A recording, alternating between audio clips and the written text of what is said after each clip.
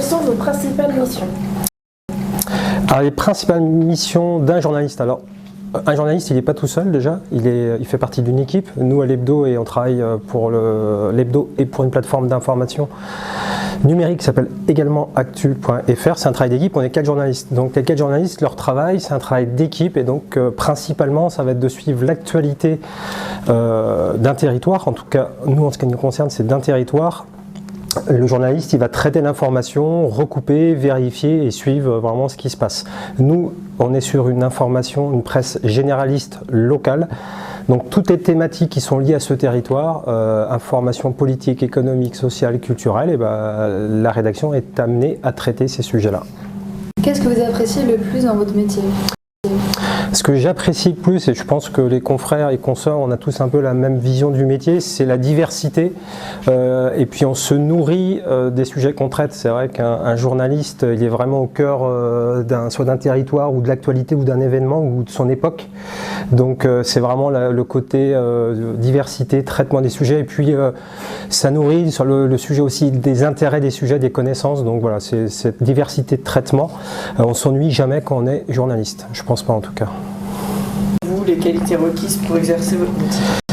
Les qualités, alors ça va dépendre du support éditorial pour lequel on travaille, parce qu'un journaliste, il peut travailler pour différents supports, hein. Je pense à la télé, à la radio, à Internet. Vous êtes sur les réseaux sociaux, voilà, tout ce qui fait partie du paysage numérique aujourd'hui, un journaliste le traite. Et puis nous, effectivement, principalement, on travaille avec de l'écrit, on est une presse écrite, donc parmi les qualités, il faut être plutôt bon en orthographe. Si vous faites 10 fautes par ligne, ça va être un peu compliqué avec voilà, celui qui vous emploie.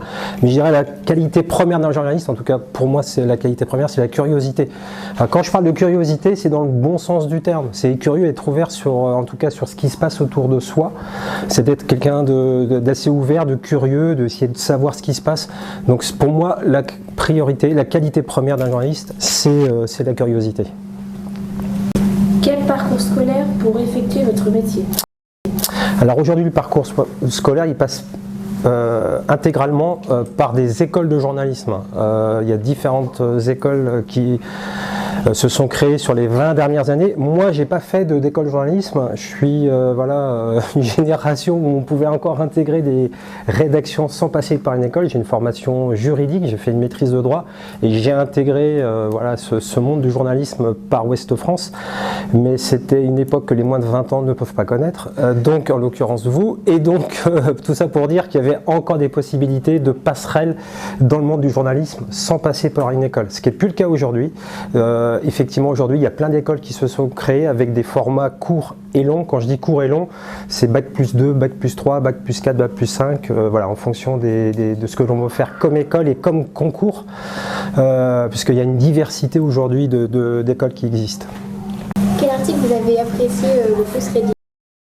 Alors ça c'est la question bonus. Alors je vais pas faire une réponse de Normand parce que je suis vendéen, donc je peux pas faire une réponse de Normand, mais je vais pas cibler sur un article, même si je vais prendre l'exemple d'un article.